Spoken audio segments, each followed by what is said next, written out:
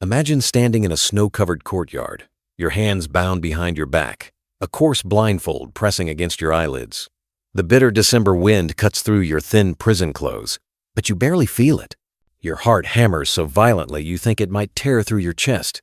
Somewhere in the darkness before you, rifles are being raised. You hear the metallic click of hammers being cocked. A priest's voice drones through the final rites, each word falling like a stone into an abyss. You have 3 minutes left, perhaps 2. The arithmetic of your remaining heartbeats becomes suddenly, unbearably clear. Now, imagine this. In those final moments, as your mind races through everything you've ever been, every face you've loved, every word you've spoken, every dream you've abandoned, something extraordinary happens. Time doesn't speed up.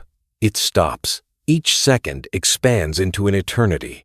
You suddenly see, with a clarity so sharp it's almost painful, that you've been living your entire life as if you had forever, as if tomorrow was guaranteed, as if the present moment was just a waiting room for some future version of yourself that would finally, truly begin to live. But there is no future version. There is only this breath, this heartbeat, this single, irreplaceable instant that you're about to lose forever. Today, we are going to explore something far deeper than the story of a man's survival. We are going to unravel the moment when life truly began at the edge of death. You'll discover how a single instant, one that could have ended everything, awakened in Dostoevsky a clarity so powerful that it changed not only his destiny, but the way humanity would come to understand the human soul. And stay with me until the end, because the final revelation, the truth Dostoevsky discovered about what it really means to live, might forever alter how you see your own existence. Before we begin this profound journey, make sure to subscribe to the channel, leave a like, and share your thoughts in the comments, because what we're about to uncover goes beyond philosophy. It's a mirror that may show you who you truly are and what you've been missing all along. What would you do with one more day? Not what would you achieve, accomplish, or accumulate, but what would you feel? Whom would you forgive? What beauty would you finally allow yourself to notice? What truth have you been too afraid to speak? This is not a thought experiment. This is what happened to Fyodor Dostoevsky on the 22nd of December 1849 in St. Petersburg. He was 28 years old, a young writer accused of reading forbidden political literature. That man was dead. What remained was something else entirely.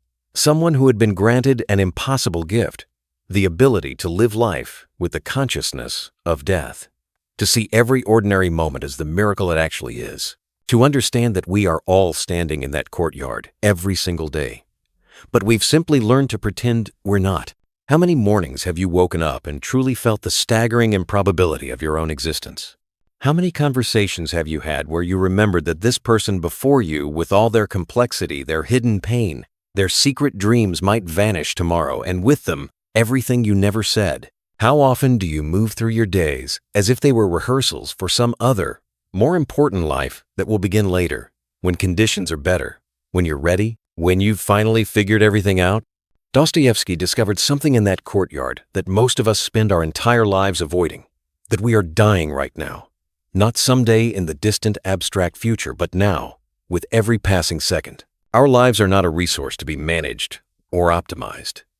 They are a fire that is burning itself out, moment by irreplaceable moment. And the question that paralyzed him, the question that would echo through every word he would write for the next 3 decades, was this: if you knew, truly knew, that your life could end at any moment if you lived with the consciousness of death the way he did after that morning, would you still live the way you're living now? Or would everything change?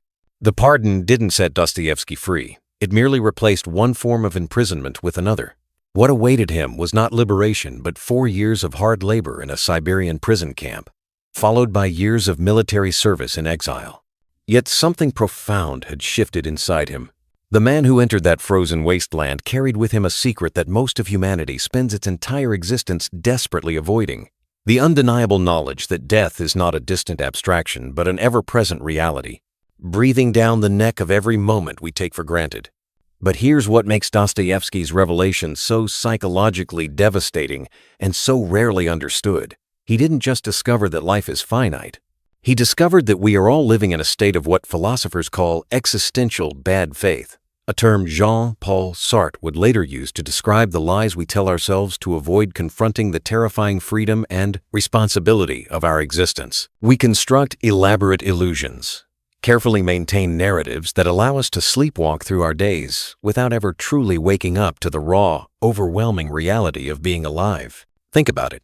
Right now, as you read these words, you are performing an extraordinary act of denial.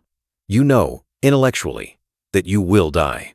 You know that everyone you love will die. You know that every goal you're postponing, every conversation you're delaying, every moment of joy you're deferring until the right time, all of it exists on borrowed time that could be revoked without warning. And yet you live as if you have forever, as if tomorrow is guaranteed, as if there will always be another chance. This is not ignorance. This is a carefully cultivated psychological defense mechanism. The philosopher Martin Heidegger called it falling, our tendency to lose ourselves in the distractions and routines of everyday life, to flee from what he termed being toward death, the authentic confrontation with our own finitude. We immerse ourselves in busyness, in achievement, in the endless pursuit of future satisfaction, precisely because stopping would mean facing something unbearable, that we are temporary, that meaning is not given, but must be created, that every moment we waste is gone forever. Dostoevsky understood this with a clarity that bordered on madness. In those final minutes before the firing squad, when the possibility of later was stripped away, he experienced what psychologists now call mortality salience, the acute awareness of death that radically reorganizes our priorities and values. Studies have shown that when people are reminded of their mortality, they become more authentic, more compassionate, more focused on what truly matters. But this effect fades quickly. We return to our illusions, our comfortable self-deceptions, our pretense of permanence. Why? Because living with constant awareness of death is psychologically overwhelming. The Austrian psychiatrist Viktor Frankl, who survived the Nazi concentration camps, discovered the same truth Dostoevsky had learned in Siberia, that human beings need meaning more than they need comfort, but that finding meaning requires confronting suffering directly rather than fleeing from it. Frankl wrote that those who have a why to live can bear almost any how. But most of us never find our why because we're too busy running from the how. Carl Jung understood this too. He wrote that neurosis is always a substitute for legitimate suffering, that we develop psychological symptoms precisely to avoid facing the real pain of existence: impermanence, responsibility, isolation, and meaninglessness. We fill our lives with trivial anxieties and manufactured dramas because the alternative sitting with the vast uncertainty of being human feels intolerable.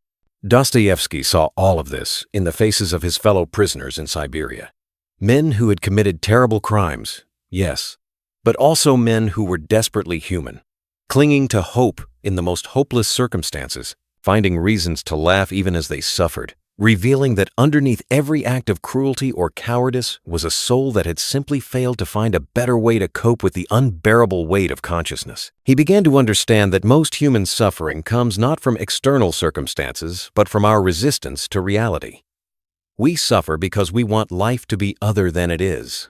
We want permanence in a world of change. We want control in a universe of chaos. We want meaning handed to us, rather than having to create it ourselves through the agonizing work of living authentically.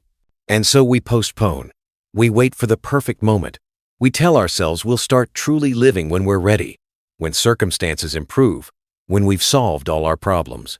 But as Arthur Schopenhauer grimly observed, life is suffering because wanting itself is suffering. The endless cycle of desire, temporary satisfaction, and renewed craving that keeps us perpetually reaching for a future that never quite arrives. Dostoevsky had broken free from this cycle, not by choice but by necessity. Death had forced him awake, and once awake, he could never fully return to sleep. But what happens to a mind that can never unknow what Dostoevsky learned? What are the hidden costs of consciousness, the invisible ways this awareness reshapes not just how you think, but who you become? This is where the story turns darker, more complex, because living with a constant awareness of mortality doesn't just liberate you, it isolates you. It sets you apart from everyone still asleep in the dream of infinite tomorrows. Dostoevsky discovered something that neuroscience is only now beginning to understand. That our brains are not designed for truth. They are designed for survival. The default mode network, the part of your brain that activates when you're not focused on a specific task, constantly generates narratives about past and future, spinning stories that create the illusion of a continuous, stable self moving through a predictable world. This is not a bug, it's a feature. These narratives protect us from the overwhelming chaos of pure present moment awareness. But Dostoevsky's near-death experience had damaged this protective mechanism. He could no longer fully believe in the comforting stories. He saw through them. And once you see through the illusion, you can't simply choose to believe it again. It's like learning that the solid ground beneath your feet is actually a thin crust over an abyss you can try to forget. But some part of you will always feel that precariousness, that vertigo. This is what psychologists call existential anxiety, and it operates very differently from ordinary fear. Ordinary fear has an object. You're afraid of losing your job, of being rejected, of getting sick. But existential anxiety is objectless. It's the background radiation of consciousness itself, the awareness that being itself is uncertain, that the foundations we build our lives upon are arbitrary and temporary. Most people experience brief flashes of this at 3 a.m. during moments of loss, in the space between one identity and the next. But they quickly retreat back into distraction, into certainty, into the familiar grooves of routine. Dostoevsky couldn't retreat. In Siberia, surrounded by men who had murdered, stolen, destroyed, he began to see something that would become central to all his later work, that evil is not an aberration, but a response to this unbearable awareness. When you truly confront the meaninglessness that lurks beneath our constructed meanings, when you feel the full weight of your radical freedom and the terror that comes with it, you face a choice. You can create meaning through love, compassion, and connection, the difficult path of what Dostoevsky called active love. Or you can rebel against the absurdity through destruction, through asserting your will against the universe, through what Nietzsche would later call nihilism. This is the cognitive trap that ensnares most of humanity.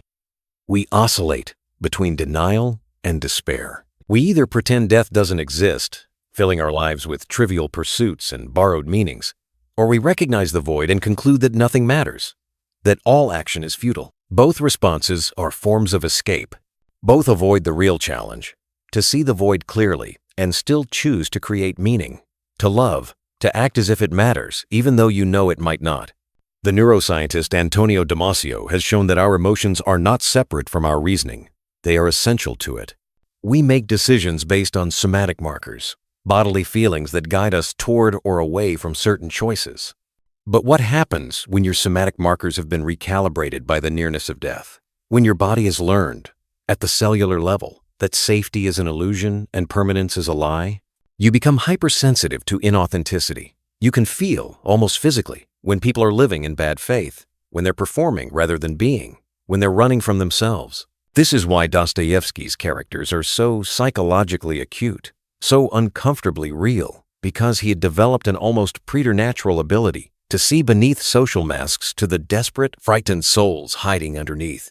But this clarity comes at a cost. When you live with heightened awareness of mortality, every choice becomes weighted with significance. Every wasted hour feels like a small death. Every postponed conversation, every swallowed truth, every moment of cowardice or comfort-seeking becomes a betrayal of the gift you've been given. The philosopher Ernest Becker called this the denial of death, arguing that most of human civilization is an elaborate defense mechanism against mortality awareness. From our pursuit of immortality through children and achievements, to our submission to ideologies that promise to transcend our individual finitude, Dostoevsky saw this everywhere. In Siberia, he watched men cling to the smallest routines, the tiniest privileges, because these rituals gave them the illusion of control in a world that had stripped them of everything else. He understood that we are all doing the same thing, just with more elaborate rituals. We accumulate possessions as if they could anchor us in permanence. We build careers as if they could give us substance. We chase status as if the approval of others could confirm that we truly exist, that our lives truly matter. But none of it works. The anxiety seeps through. We feel it in moments of unexpected silence, in the gap between accomplishments, in the creeping sense that no matter what we achieve, it will never be enough to justify our existence or protect us from the void. And here's the cruelest irony.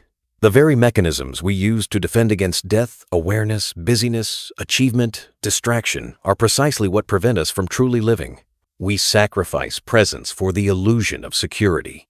We trade the vividness of now for the promise of later. We kill time, never realizing that time is killing us right back. So how do you escape this trap? How do you live with the awareness of death without being paralyzed by it? This is where Dostoevsky's true genius reveals itself, not in his ability to diagnose the human condition, but in his radical prescription for how to transcend it. What he discovered in those frozen years of imprisonment was not a philosophy you could read about, but a practice you had to embody, a way of being that required nothing less than the complete dissolution of the ego you thought you were. The first rebellion is against the tyranny of the future. We live in a culture obsessed with optimization, with self-improvement, with becoming better versions of ourselves. But Dostoevsky understood that this constant striving toward a future self is itself a form of self-rejection. It's the ego's way of saying, I am not enough as I am right now.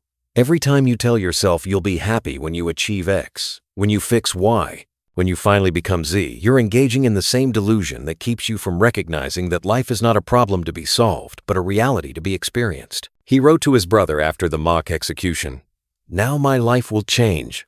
I shall be reborn in a new form." But the rebirth he spoke of was not about becoming someone else. It was about accepting, fully and completely, who he already was. This is the paradox at the heart of transformation. You cannot change until you stop trying to change. You cannot become who you're meant to be until you accept who you are. In Siberia, Dostoevsky practiced what modern psychology would call radical acceptance. Surrounded by murderers and thieves, living in conditions of extreme deprivation, he made a choice that would define everything he wrote afterward. He chose to see the divine spark in every human being, no matter how fallen. He wrote, "To love a person means to see him as God intended him to be. Not as they are, not as they should be, but as they could be if they remembered their own essential nature." This is the second rebellion, against judgment. We spend our lives categorizing people, good and bad, worthy and unworthy, us and them. But Dostoevsky realized that these judgments are just another defense mechanism, another way of creating the illusion of control. By condemning others, we convince ourselves we're different, better, safer from the chaos that consumed them. But he saw that every person he met in prison was a version of himself under different circumstances. The murderer was not a monster, but a human who had responded to unbearable suffering in the only way they knew how. This insight would become central to works like Crime and Punishment, where Raskolnikov's journey toward redemption begins not when he is punished, but when he stops trying to justify himself, when he accepts his guilt fully and allows himself to be seen in all his brokenness. The character Sonia, a prostitute who has sacrificed everything to save her family, embodies Dostoevsky's radical understanding that grace exists not in perfection, but in the willingness to suffer consciously, to bear one's cross without complaint or self-pity. The third rebellion is against the tyranny of meaning itself. We want life to make sense. We want our suffering to have a purpose. We want to believe that everything happens for a reason, that there's a grand narrative explaining why things are the way they are. But Dostoevsky discovered that this need for explanation is another trap.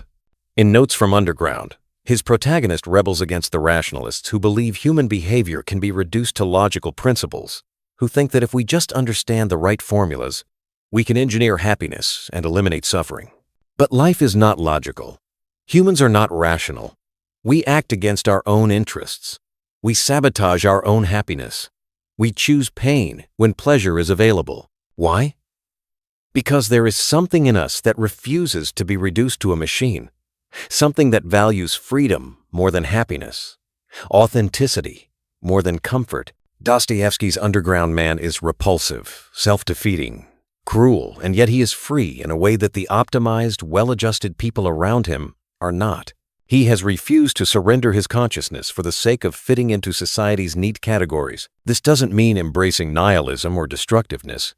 It means recognizing that meaning is not found but created. Viktor Frankl, who read Dostoevsky extensively, built his entire therapeutic approach logotherapy on this insight. He wrote that we cannot ask what the meaning of life is.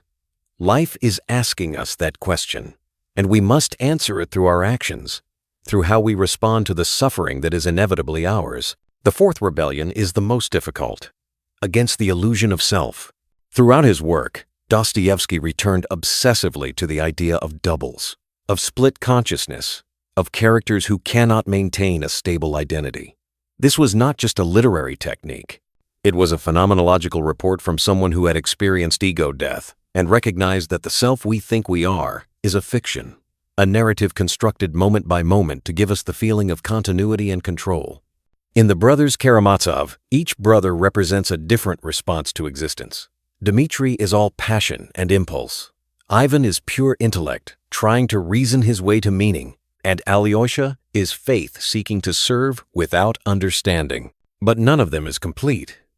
They are all fragments of a single human consciousness, wrestling with the impossible task of being. When you truly grasp this, that there is no fixed self, that you are not the story you've been telling yourself, that your identity is fluid and constructed, something extraordinary happens. You stop defending a version of yourself that never existed in the first place. You become free to act spontaneously, to respond authentically to each moment rather than playing out predetermined scripts. This is what Dostoevsky meant by being reborn. Not achieving some idealized future state, but dying to the false self and discovering what remains: pure awareness, capable of love without condition, of suffering without resentment, of joy without grasping. In the final years of his life, Dostoevsky carried within him a secret that he had spent decades trying to articulate, a truth so simple and yet so shattering that it could only be approached through story, through character, through the slow accumulation of lived experience translated into words. By the time he wrote The Brothers Karamazov, his masterwork and final testament, he was no longer merely writing novels. He was leaving behind a map for those willing to undertake the same journey he had been forced to take from the edge of death back into life. But a life transformed beyond recognition. The ultimate truth Dostoevsky discovered is this: death is not the opposite of life. It is what makes life sacred. And the moment you stop running from death, you discover something that has been waiting for you all along, not in some distant future, not in some transcendent realm, but here, now, in the unbearable beauty of the present moment. Listen carefully to what this means. We spend our lives in a state of perpetual dissatisfaction, always reaching for the next thing, convinced that fulfillment lies just beyond the horizon. We treat the present moment as a stepping stone to somewhere else, something better. But Dostoevsky realized that this is the fundamental delusion that keeps us from ever truly living. The present moment is not a means to an end. It is the end. It is all there is. It is everything. When he stood before that firing squad, when time stopped and each second became infinite, he experienced something that mystics across all traditions have tried to describe: the eternal now, not as a concept but as a lived reality. In that moment, past and future collapsed. There was no story of who he had been or who he might become. There was only raw, immediate existence, the feeling of cold air on his skin, the sound of his own heartbeat, the overwhelming presence of being itself. And in that presence, he discovered what he would later call the living God, not as an old man in the sky, not as a theological doctrine, but as the luminous awareness that animates all things, the consciousness that looks out through every pair of eyes, the force that chooses love, even when love makes no logical sense. He realized that we are not separate from this divine presence. We are expressions of it. Every human being, no matter how broken or lost, carries within them this indestructible spark. This is why, in The Brothers Karamazov, the elder Zosima teaches that everyone is responsible for everyone and everything, not as a moral burden, but as a metaphysical fact. We are not isolated egos competing for resources in a hostile universe. We are waves in the same ocean, notes in the same symphony, cells in the same body. When you hurt another, you hurt yourself. When you love another, you discover your own true nature. But here's what makes this realization so devastating and so liberating. You cannot think your way to it. You cannot reason your way into it. You can only arrive at it through surrender, through letting go of every defense, every certainty, every story you've used to protect yourself from the terrifying vulnerability of being alive. Dostoevsky had to die psychologically, spiritually, before he could be reborn into this awareness. And in a sense, we all must die before we can truly live. The philosopher Martin Buber would later describe this as the difference between I-it and I-thou relationships. When we relate to the world as it, we treat everything, including ourselves, as objects to be used, controlled, understood. But when we encounter the world as thou, we enter into genuine relationship, into presence, into the sacred. Dostoevsky lived increasingly in I-thou awareness. He saw the thou in the criminal, in the prostitute, in the suffering child. And in seeing them, he saw God. This is not sentimental optimism.